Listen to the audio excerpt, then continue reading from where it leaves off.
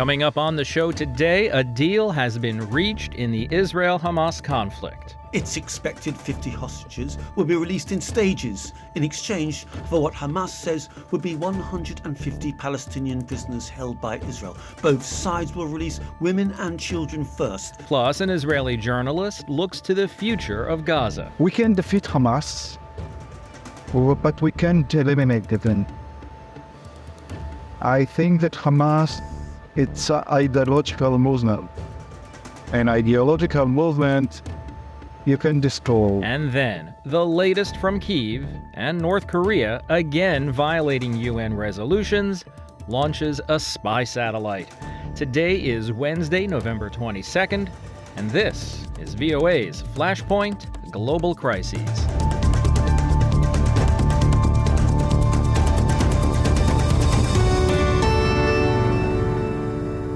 Good evening, I'm Steve Karish. A deal has been reached.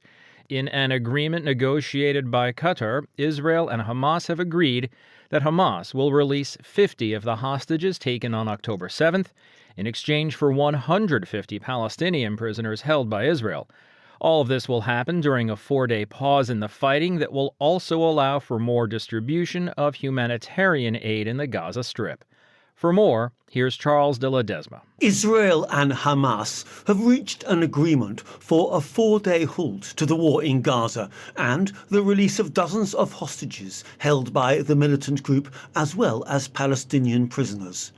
The truce marks the biggest diplomatic breakthrough since Hamas's October 7 rampage into southern Israel ignited the deadliest round of Israeli-Palestinian violence in decades. Qatar, which mediates with Hamas, announced the truce without saying when it would begin. Its expected 50 hostages will be released in stages in exchange for what Hamas says would be 150 Palestinian prisoners held by Israel. Both sides will release women and children first, and the supply of humanitarian aid flowing into the besieged territory will be ramped up.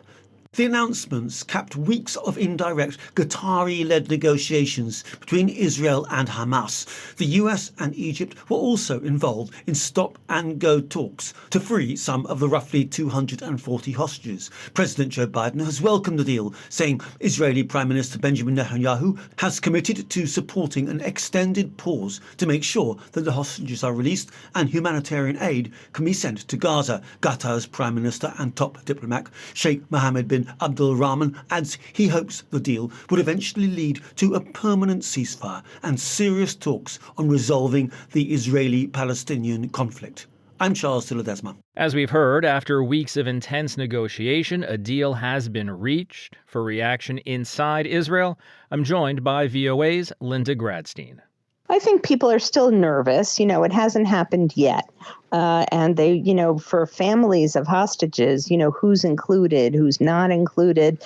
This first group of 50 who will be released over 4 days includes 30 children, some of their mothers, and another 12 women. Now, Israel says that there were 40 children who were kidnapped by Hamas and wants to know where the other 10 children are. Hamas says that it believes they're being held by Islamic Jihad and other places and will, during the ceasefire, try to find them and get them and, for a possible future ceasefire. But I think there's still a lot of nervousness by the families. There's concern also that in this 4 days that Hamas will use that time to rearm. Israel has said it will allow in large amounts of humanitarian aid, including fuel. But Israel also says that after that ceasefire ends, it's going back to fighting. So, the fighting, the families of the hostages are worried that it could endanger them. So I think basically there's nervousness and a little bit of hope. I understand there's also a group in Israel opposed to the deal. They're suing to stop the release of the Palestinian prisoners held in Israeli jails. Yes. So part of the deal is that Israel will release 150 Palestinian prisoners, women and men under the age of 19. who had been convicted of various crimes against Israel. Nobody who murdered Israelis will be released, but there is a group trying to stop it. It doesn't seem likely that they will succeed. Also, in Israel's cabinet vote last night, which approved the deal, one of the more hardline parties voted against it, saying that they thought that releasing the prisoners and allowing large amounts of humanitarian aid into Gaza is a mistake. Now, famously, one of the men who is a leader of Hamas now, Yahya Sinwar, was released in a similar prisoner exchange. Are they nervous that something like that could happen again? Someone they release could come back and turn on Israel again? Yes, although in that case, it was in exchange for the release of one Israeli soldier. More than 1,000 Hamas prisoners were released, including people who had been convicted of murder. In this case, it's teenagers and women. So I don't think there's necessarily fear that in this first hostage exchange, it could happen. But the Palestinians in the past, Hamas has said it wants the release of all Palestinians in Israeli jails, which would, of course, include murderers for the release of all of the hostages. So who's not being released tomorrow or in the near future are Israeli soldiers, both male and female, and any of the men. So it also means that there are whole families who were kidnapped by Hamas on October 7th, where now the mother and the children will get out and the father will stay behind in captivity. Heartbreaking as that is, this is a step forward. Is there some relief? Yes. I think there's some sense of relief, although, again, we're only talking about 50 people here out of 240 that Hamas kidnapped. So, yes, there is a sense of relief, but there's also a sense that the public thinks that Israel should continue with its goal of making sure that Hamas can never have military power again. And so there's some concern that after 4 days of ceasefire, there will be so much international pressure on Israel to stop the fighting that eventually Hamas will be able to rearm and be able to fight Israel again. So I think there is relief, but there is also quite a bit of concern. And there's a lot of uncertainty about what happens now. In other words, what happens after 4 days?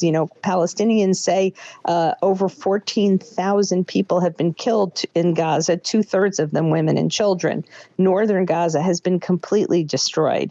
What's going to happen when the fighting ends? What happens to all of the people who've been displaced within Gaza? So I think there's a lot of questions. And at the same time, of course, there is relief. And for the families, who haven't seen their loved ones since October 7th, of course, it will be a day of celebration. That's VOA's Linda Gradstein joining me from Jerusalem. Now, we understand this to be a conflict between Israel and Hamas, not between Israel and all of the Palestinian people. Even so, many Palestinian citizens who are not part of Hamas, many who want peace, have been killed, injured, or have had their homes and cities destroyed. What does this conflict, this war, mean for them? What's the future of Hamas in Gaza when this is all behind us? For more than 3 decades, Israeli media personality Shlomi Eldar has been covering Hamas and Gaza. In his books and award-winning documentaries, he's tried to tell the stories of the Palestinians beyond the wall. Natasha Mosgavaya spoke with him in Israel. I followed Hamas for over 13 years. I've never imagined to myself that Hamas became monsters. I had interviewed Ismail Haniyeh, the head of the Hamas movement, many times. I met many of the Hamas leaders over the years. I've never imagined that they could do something like we can, comparing to the Nazis, butchering, burning bodies, children, rapes, kidnapped children. Shlomi Eldar, an Israeli author and documentary filmmaker who started covering Gaza in 1991, says Hamas was elected in 2006 in part in response to the perceived corruption of the Palestinian Authority and because of Hamas' welfare work with the people in the Gaza Strip. He says Hamas has since neglected its responsibilities to the people, instead diverting resources from civilians and opting for violence. They took them back 20 or 25 years back and even more. And after this war, I don't know what will be in Gaza after this war, but I heard voices in Gaza now talking freely. What you've made for us, what you've done to us. And the first time that I think that I recognize the kind of demonstration against the Hamas movement. He thinks the exceptional cruelty of the October 7 attack came about through a combination of factors. One of them is Yahya Sinwar, the Hamas leader in Gaza.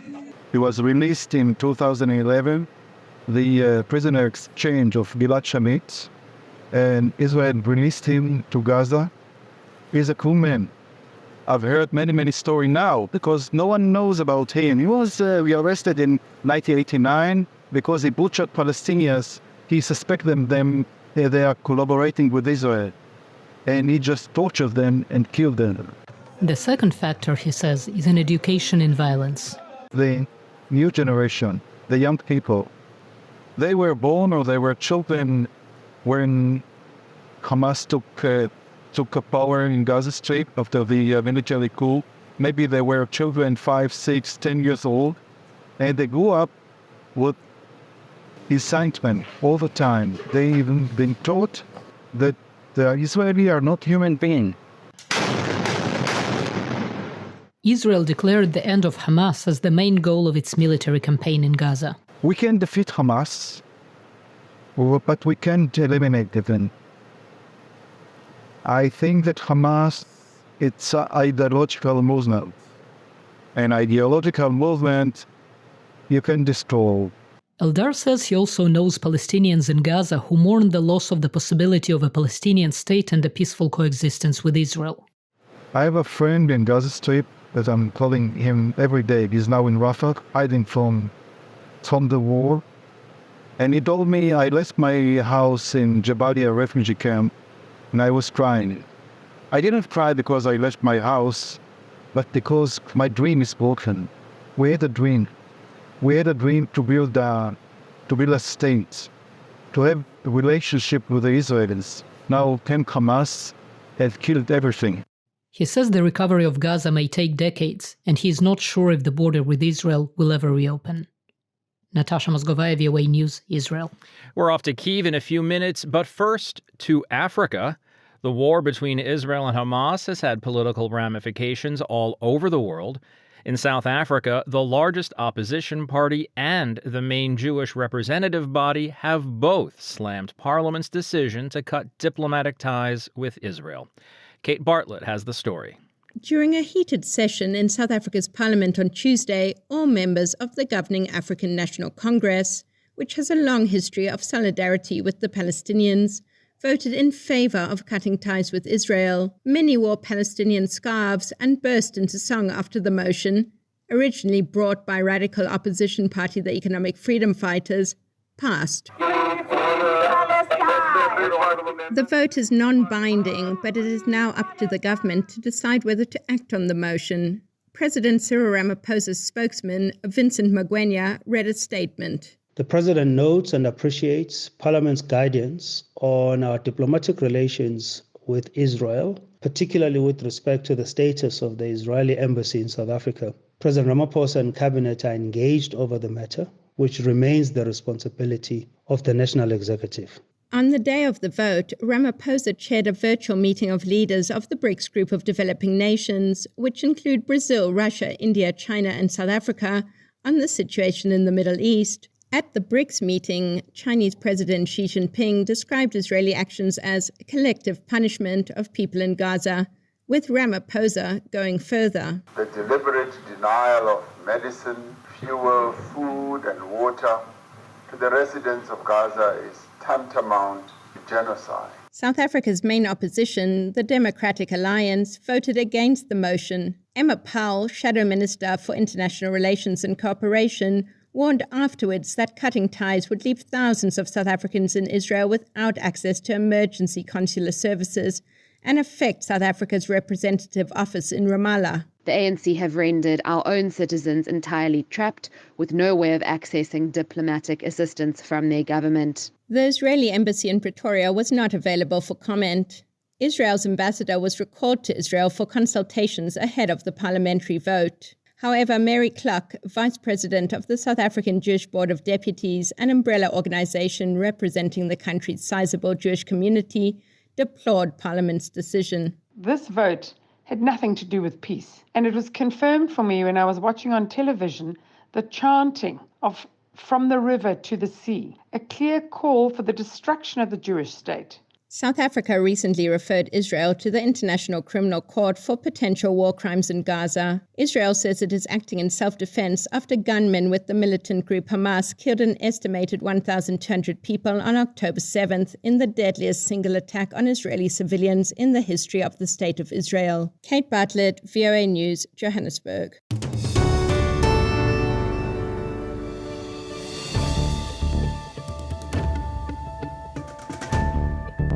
You're listening to Flashpoint Global Crises from the Voice of America.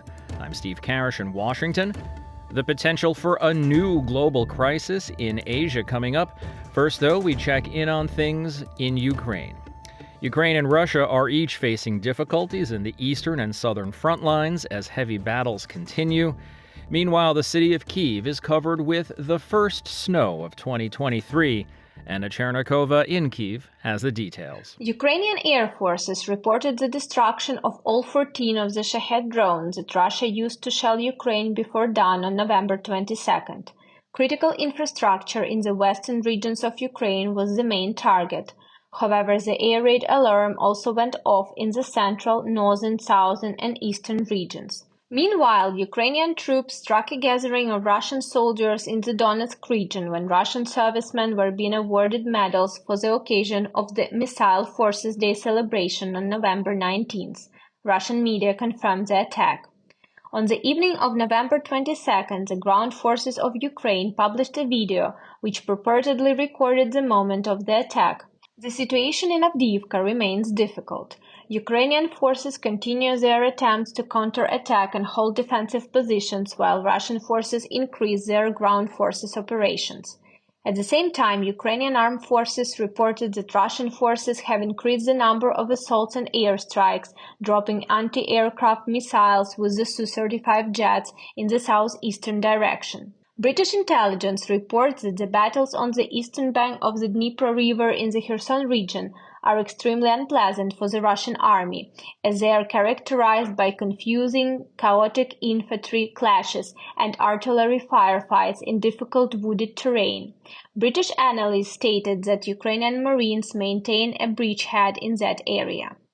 The day before, the British Ministry of Defense noted that the Russian Federation had accumulated significant reserves of cruise missiles ahead of winter.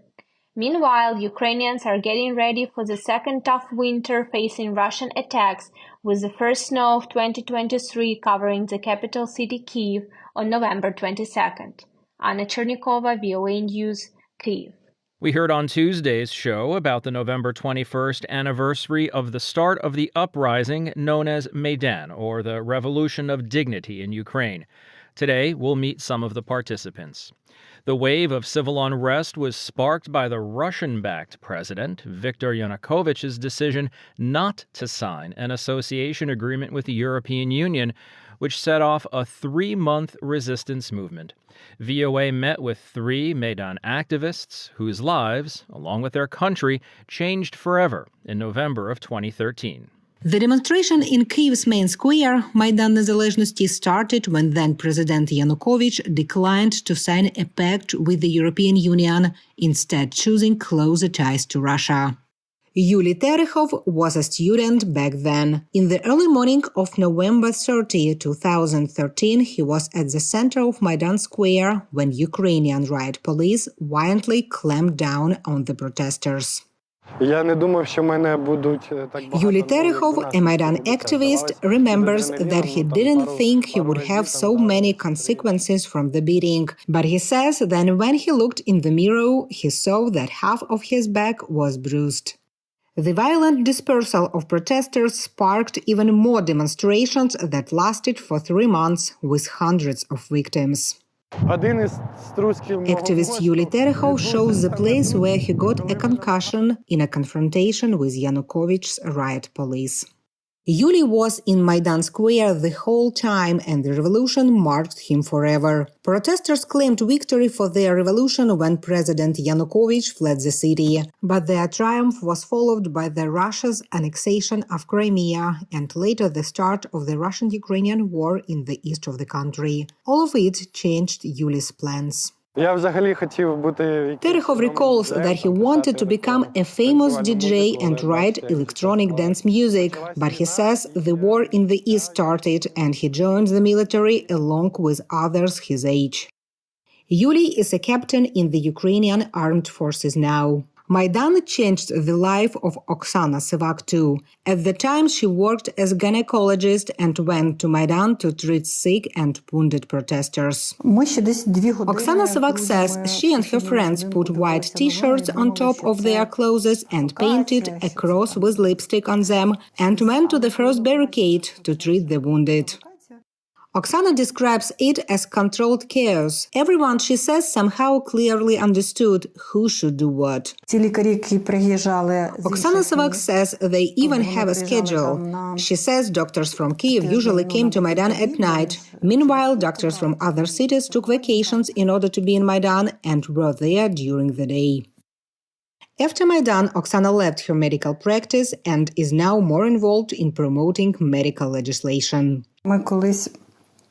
Oksana Sevak says at the beginning of the full-scale invasion in 2022, they met the same group of friends that they had at Maidan. And she was surprised to see they were the same people. But her friends corrected her and said there were actually more of them because their children had grown up.